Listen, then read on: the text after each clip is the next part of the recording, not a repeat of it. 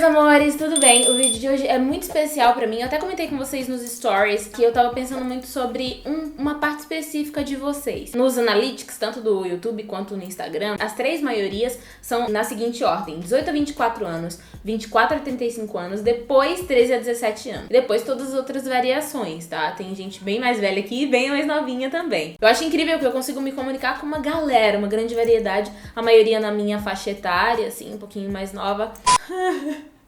Meu Deus, eu não tenho mais de 18 a 25 anos. Mas eu tenho pensado muito, com muito carinho. Eu tenho até uma sensação de que é Deus que tem falado muito comigo sobre eu dar um pouco mais de atenção para as meninas, especificamente de 13 a 17 anos, por causa do tempo em que estamos vivendo na nossa geração. Então eu pedi para essas meninas mandarem perguntas no Instagram e eu vou responder algumas perguntas delas, mas eu acho que esse vídeo é tipo uma porta de abertura para falar o que eu realmente preciso falar, o que eu realmente tenho sentido de falar pra essas meninas, que vai gerar uma puta dor de cabeça pra mim, eu acho, e uma polêmica, mas a gente está aqui em missão, não é? Como são menores, eu não vou falar o nome de vocês especificamente, mas você sabe que foi você que mandou essa pergunta, tá bom?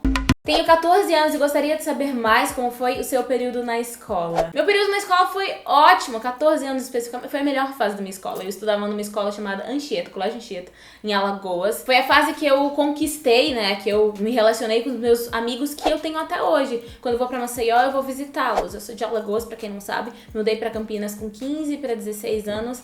Sofri muito no primeiro ano justamente por estar deixando grandes amigos, assim, que eu comecei a conhecer, acho que eu tinha 12 e a gente estudou até os 15 juntos. Foi muito especial a minha fase na escola. Engraçado que eu sempre trago as minhas questões aqui em relação ao meu cabelo, à minha aparência e tal, mas na escola ninguém me via assim. Ninguém sabia. Era coisa de casa, assim, família. Porque eu sempre fui muito extrovertida na escola, eu conhecia muita gente, eu tinha meus grupinhos, assim, mas eu conhecia muita gente. Nunca tive dificuldade pra arrumar namorado, amor. Mesmo daquela situação com a franja lisa, o cabelo... Foi ótimo, de verdade, assim, eu não tenho nada pra falar da minha adolescência nesse sentido, adolescência versus escolas e amigos, entendeu? Tô sem chão porque eu não consegui passar no curso do meu sonho, não consigo fazer nada. Meu Deus, você tem tanto tempo pela frente pra tentar de novo conseguir entrar nesse curso. Eu sinto que tem os dois lados, tem as duas coisas acontecendo assim, ó. A pessoa que com 14, 15 anos é absolutamente displicente, 14, 15, 16, 17 anos, sobre o seu futuro e fala, imagina, eu sou só uma adolescente. E a pessoa que se pressiona demais, ela deve ter uns 17, né? Tá falando de não conseguir passar num curso e tal, deve estar perto dos 18, achando que sua vida precisa ser resolvida esse ano. E não precisa, sabe? Se acalma, relaxa. Porque assim, você tem muito tempo pra tentar de novo. Se é o curso do seu sonho, você pode correr atrás desse sonho, sabe? É sério, e passa. Gente, uma coisa que você aprende na vida com a maturidade é que tudo passa. As coisas mais difíceis e as coisas mais gloriosas passam. Então a gente realmente precisa viver intensamente a realidade desses dois pesos, assim, sabe? Das coisas boas, das coisas ruins. Então é óbvio que você vai ficar triste, vai ficar chateada, mas você tem todo o tempo do mundo pra tentar de novo.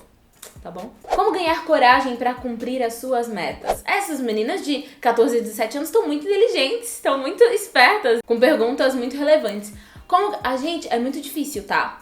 Eu falo que a fase que a gente é mais corajosa é essa, é na adolescência. Quando eu tinha 19 anos, eu falava umas coisas aqui no YouTube, eu falava, cara, não é possível, eu tava, tipo, afrontando. Uma vez, meu pai tinha uma produtora de eventos quando eu era criança e eu cantava desde muito pequenininha nos shows que ele produzia, nos shows de cantores gospel, especialmente. Aí o playback não soltou, e a galera começou, sabe o que eu fiz? Eu coloquei a mãozinha assim, ó, falei, gente, o que foi? Calma! Hoje, eu falei, meu Deus! Socorro! Peraí. Mentira, a maturidade também fez isso, mas você passa por um processo de transição assim entre super heroína e uma pessoa muito vulnerável em relação à opinião dos outros e etc. Quando a gente relaciona coragem a metas, tá muito relacionado a você romper barreiras, quebrar barreiras, romper ideias, preconceitos no sentido de ideias formadas que você precisa desconstruir pra conseguir chegar no seu sonho. Eu tenho muitos sonhos não realizados ainda, tenho muitos sonhos realizados também, graças a Deus, mas por falta de coragem. Então eu acho que a gente tem que fazer isso assim, ó. Eu preciso aproveitar essa oportunidade. A gente tem que dar sentido de eternidade a todos os nossos dias. O pastor Neil Barreto fala muito isso, um novo psiquiatra que eu sigo no Instagram fala muito isso, que é o Dr. Ítalo Marcilli. Se você adquirir essa consciência cedo, novinha, de que você precisa dar sentido de eternidade. Cara, hoje eu preciso correr atrás dos meus sonhos e aproveitar as chances que a vida vai me dar, porque elas vão aparecer muitas e muitas e muitas vezes pra vocês e pra gente, no geral. Eu acho que fica mais fácil pegar essa coragem, sabe? E se você estiver com medo, vai com medo mesmo. Fala sobre sexo antes do casamento e se você fez esse plano com Deus. Eu sou cristã também. Eu falava muito sobre isso aqui no canal por um período específico da minha vida e eu não me arrependo não. Eu acho que fez parte da minha personalidade, da minha construção. Mas eu estou falando com meninas de 13 a 17 anos. Honestamente, eu acho que a gente tá vivendo numa geração de meninas novas, muito novas, hipersexualizadas. Mas eu acho que isso é assunto para outro vídeo. Não tenho certeza que isso é assunto para outro vídeo. Tá bom? Como lidar e evitar as ansiedades pós-ensino médio? Como você lidou com a sua? Eu não tive tempo pra ter ansiedade pós-ensino médio, porque eu fui trabalhar. E se eu puder dar um conselho pra... Amiga, você concorda de trabalho? Total. Caraca, eu acho que assim, honestamente, antes de você... A não ser que você consiga passar direto numa faculdade depois do ensino médio, mas... A sua prioridade, honestamente, eu acho que é encarar o mundo e entender o mundo como ele é. Entrar numa faculdade mais preparada, eu acho que um pouco mais velha, talvez 19, 20, 22 anos, eu acho que é muito mais sábio. Muito mais sábio do que você se formar, porque é o momento, meu Deus, eu preciso estar formada com 24 anos. O doutor Ítalo Marcilli diz que essa ideia de, nossa, eu tenho um diploma com 22 anos, 24 anos, que seja, é um fetiche. E eu concordo absolutamente. Eu fiz 2 anos de publicidade, mas eu já entrei na faculdade mais velha, eu amava, eu tranquei especificamente porque o meu trabalho requer muito tempo de mim, no sentido de viajar e etc. Eu não tô sempre por aqui, sabe? Mas se eu puder dar um conselho, a minha filha, se eu tiver uma filha um dia, definitivamente vai trabalhar quando tiver 17 anos, fora, não comigo, né, de cara. Porque eu acho que a gente tem que enfrentar o mundo, entender como ele é de verdade. Eu comecei a trabalhar muito cedo. O meu primeiro trabalho, na verdade, foi com 14 anos, ainda na escola, nessa escola que eu comentei com vocês, que eu estudava em Alagoas. Eu fui ser tipo uma secretária, assistente de professor de matemática. E depois eu trabalhei em escolas, coincidentemente. Eu fui secretária de algumas escolas, depois fui trabalhar no shopping. Era importante pra mim, era importante pra minha família, pro rendimento da minha família, pras coisas que eu queria realizar naquele momento, ter o meu salário. Então acho que mesmo antes de entrar numa faculdade ou qualquer coisa, eu incentivo que vocês trabalhem, encarem e percebam como as coisas são fora da nossa bolha de escola, sabe? Porque estão sem medo uma coisa na outra.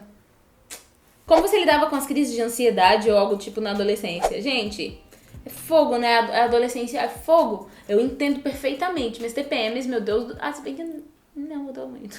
Mas os hormônios estão... É tudo muito grande na adolescência. Até quando você fala, até quando as meninas que são mais novas me abordam, é muito diferente do jeito das meninas que são da minha idade ou um pouco mais velhas. A euforia na adolescência é muito grande. Eu acho que ter consciência disso é legal pra gente pensar, tipo, calma, tá tudo bem. Na adolescência a gente tem um sentimento de que tudo vai durar pra sempre. É como eu falei no começo do vídeo.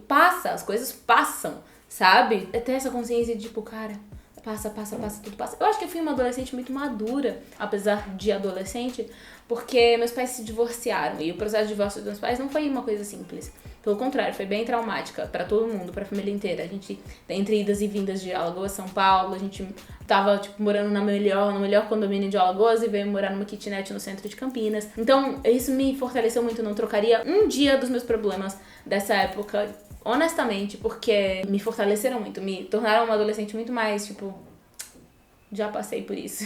Você acha que as meninas deste tempo têm deixado ser mais ou menos influenciadas? Eu acho que estamos todos sendo mais influenciados, independente da faixa etária, porque a gente tem muito mais acesso à informação. Desde que a gente tenha a absoluta consciência de se instalar na nossa realidade. Eu adoro o jeito que fulana se veste, e eu posso tirar elementos daquilo, custem milhares de reais, ou 100 reais, ou 30 reais as coisas delas, entendeu? Eu acho que ter uma consciência de espectador da vida de algumas pessoas e de trazer elementos da vida daquelas pessoas pra nossa vida, eu acho super importante. Eu tenho várias inspirações que estão bem distantes da minha realidade. Eu fui olhar um carro que as minhas blogueiras gringas estavam usando.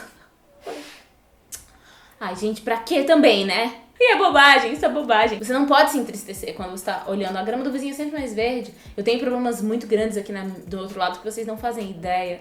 E eu sei que vocês têm grandes problemas aí do lado de vocês também. Eu acho que estamos sendo mais influenciados uns pelos outros, mas que a gente precisa voltar a nossa consciência pra ideia de que cada um tem sua vida, cada um tem seus benefícios e suas deficiências. Fala sobre sexo e virgindade. Eu não tô pronta pra falar sobre isso, tá bom? Talvez um dia eu volte a falar sobre isso. Se você quer uma resposta concreta, eu ainda acho que é uma coisa importante, que deve ser preservada, a sua sexualidade. Eu ainda acho que não é com qualquer um que você troca. Como era a sua relação com seu cabelo quando você tinha 14 ou 15 anos? É péssima. Minha relação ficou boa com 19. 19. Eu tava fazendo 18 anos quando eu comecei a assumir o cabelo e desencanar em relação a isso. Mas eu alisava. Era um cabelo bonito. Era como escova, mas eu tinha, tipo, muitas privações, né? Churrasco, piscina, isso, aquilo, aquilo outro. Mas era uma péssima relação com a minha imagem, com a autoimagem. Mas eu não deixava ninguém perceber.